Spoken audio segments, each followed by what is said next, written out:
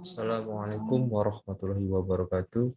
Mohon izin perkenalkan, nama saya Muhammad Raffi Fazal dari kelas TR01A, jurusan Teknologi Rekayasa Bandar Udara Politeknik Penerbangan Palembang.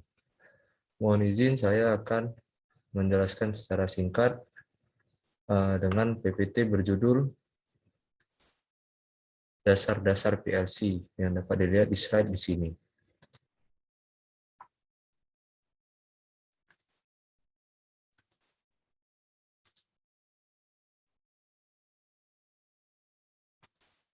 Jadi yang saya ambil dari pertemuan 8 tugas saya yaitu dasar-dasar PLC.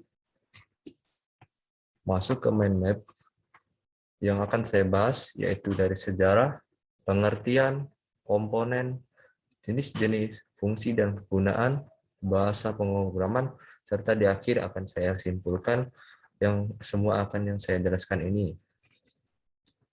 Masuk ke penjelasan pertama. Pertama kali PLC digunakan dan diperkenalkan pada tahun 1960-an. Dengan alasan utama, perancangan PLC adalah untuk menghilangkan beban ongkos, perawatan dan pergantian sistem kontrol mesin berbasis relay. Di mana pertama kali dia bernama Modicon atau Modular Digital Controller untuk perusahaan-perusahaan mobil. Sedangkan pada perusahaan lain mengajukan sistem berbasis komputer. Dan juga Modicon 084 merupakan PLC pertama di dunia yang digunakan pada perusahaan-perusahaan seperti JM ataupun yang lain. Gambar di samping ini merupakan PLC pertama kali yang dibuat dan digunakan. Masuk ke pengertian PLC. PLC ini merupakan mikroprosesor yang digunakan untuk otomasi proses industri seperti pengawasan dan pengontrolan mesin pada suatu pabrik atau industri.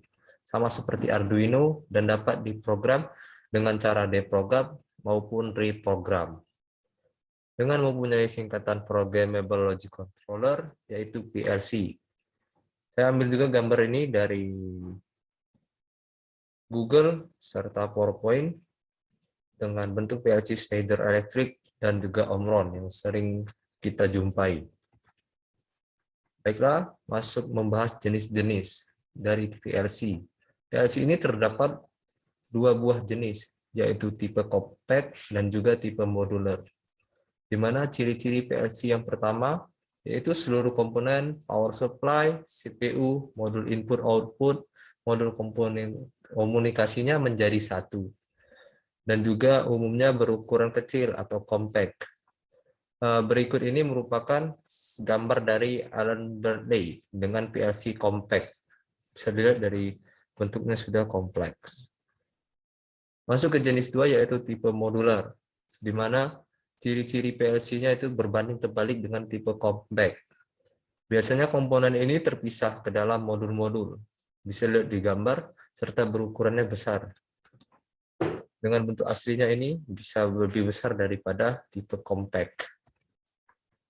Masuk ke jenis-jenisnya juga ada IO atau input output dan juga penerapan dalam kehidupan sehari-hari.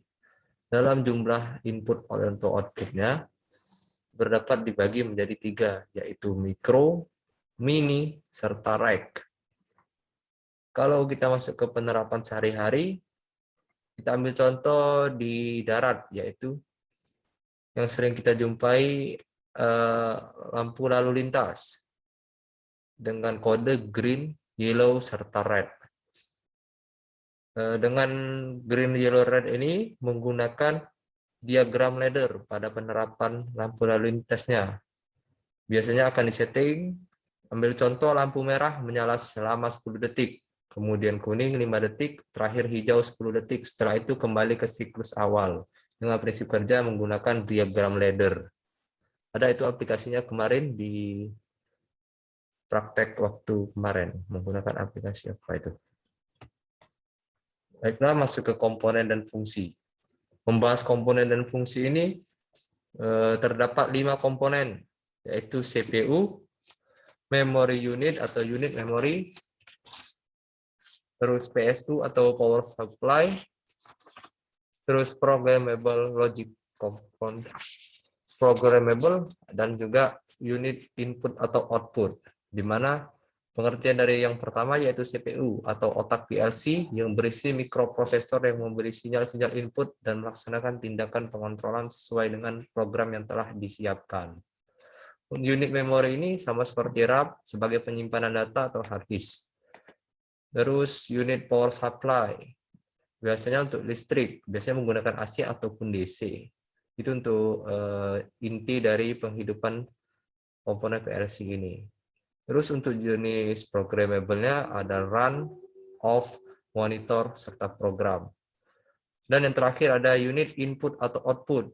Di input ini terdapat push button, limit, switch, serta sensor suhu atau proximity sensor.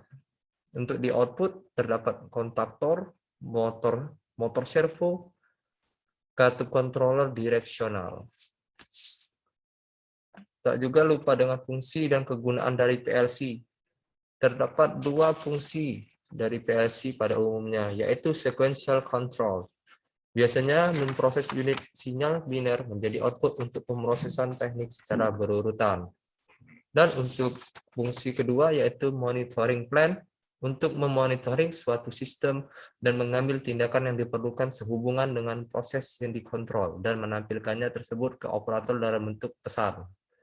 Bisa dilihat sangat-sangat jelas dari gambar di sini. Masuk ke pembahasan bahasa pemrograman. Sebenarnya bahasa pemrograman pada PLC ini banyak, akan tetapi yang sering digunakan yaitu hanya 5. Di mana yang umumnya yaitu ada LD atau ladder diagram, IL instruction list, ST atau structure text, FBD atau function block diagram, dan SFC atau sequential function charts, di mana akan dibahas LD. LD atau ladder diagram yaitu bahasa universal PLC yang digunakan untuk mengontrol sistem PLC. Saat itu juga dia memiliki fungsi yaitu mudah untuk dipelajari. Yang kedua IL atau instruction list, bahasa yang digunakan kode mnemonik yang berfungsi sebagai bahasa pemrograman dan juga memiliki kelebihan memakan memori yang sedikit. Yang ketiga yaitu structure text, yaitu bahasa yang digunakan bahasa yang tinggi dengan loop, variabel, serta memiliki kelebihan untuk mudah dioperasikan.